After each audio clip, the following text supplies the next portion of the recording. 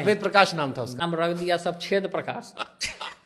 जिस पत्रकार पर आप कह रहे हैं कि वो वेद नहीं छेद है, उसने गांव-गांव में जाकर के आपके पिता के बारे में वो कहानियां दिखाई जिसके बारे में आप कभी सोच नहीं सकते। उन्होंने दिखाया कि दलितों और मुसहरों के लिए किसी ने घर बनाया तो लालू प्रसाद यादव हैं, दलितों और वंचितों शोषितों को किसी ने आवाज़ दिया तो लालू प्रसाद यादव हैं। अगर संघर्ष का सबसे बड़ा कोई योद्धा है तो लालू प्रसाद यादव हैं, और आप उनके बेटे हो करके इस तरह की मानसिकता रखते हैं तो ये काफ़ी शर्म की बात है। शुभांकर मिश्रा उर्फ कुभांकर मिश्रा या कुंभकर्ण मिश्रा, जो आपको समझना, शास्त्रों के अनुसार मुख से पैदा लेने वाले कुभांकर मिश्रा, जिसको असली भाषा में हम शुभांकर भी कह सकते हैं और कई लोग उनको कुंभकर्ण मिश्रा भी कहता है।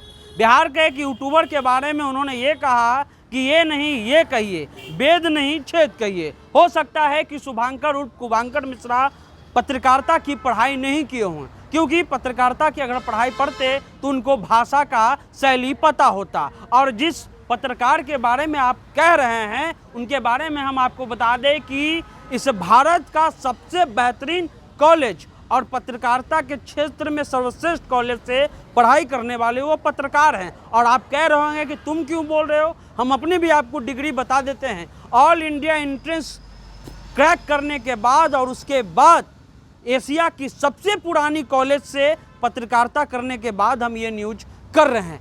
जातीय प्रिविलेज के कारण आपको नोएडा में नौकरी मिल गई होगी, क्योंकि आपके नाम के पीछे जो है वो मिश्रा लगा हुआ है, लेकिन जो पिछड़े और दलित समाज के पत्रकार है उसके पीछे संघर्ष लगा रहता है। वो ना दक्षिणा लेके आगे बढ़ा है और ना ही मुगलों के यहाँ मुजरा करके वो अपने संघर्ष के ऊपर आगे बढ़ा है। और आप इस तरह से जो बात बोल रहे हैं किसी पत्रकार के बारे में, अगर आपको पत्रकारिता और पत्रकार की भाषा का इल्म होता तो आप जरूर जो है उसमें एक शैली रखते।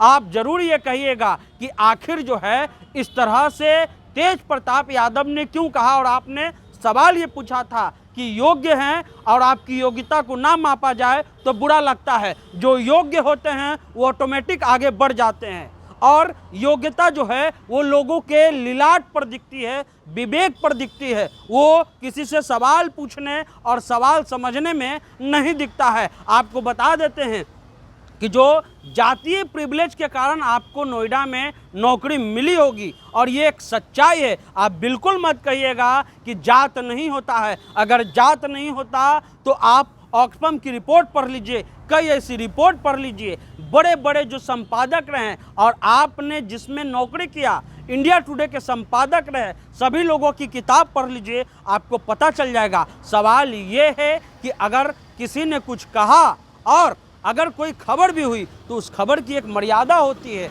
आप एक वंचित समाज से आने वाले पत्रकार का नाम सुन करके ऐसे मुस्कुराते हैं जैसा लगता है कि उन्होंने आपका धरोहर ले लिया है। आपकी और वंचित समाज की पत्रकारिता में थोड़ा अंतर है, क्योंकि हम लोग जातीय प्रिविलेज, हम लोग का इतिहास नहीं रहा है, हम लोग का कोई पैरवीकार नहीं रहा है, कोई पैरवी करने वाला नहीं रहा है। हम लोग अपने संघर्ष के बदौलत, क्योंकि जिस पत्रकार के बारे में आप कर रहे हैं, Indian institute of mass communication IIMC, जहां शायद आपका एडमिशन भी नहीं हुआ होगा, वहां से वो पढ़ कर के आए हैं। माखन लाल चतुर्वेदी, वहां से हम पढ़ कर के आए हैं। लेकिन आपके पीछे जो जातीय प्रिविलेज था वो ऐड हो गया, जिसके कारण आपने आगे बढ़ गए और आपके पैरवीकार ज़्यादा हो सकते हैं। लेकिन बात अगर मेरिट की है तो merit all India entrance topper करने वाले और क्रैक करने वालों में ही होता है। अगर आपको इतना ही खबर के बारे में अगर विषय वस्तु पता है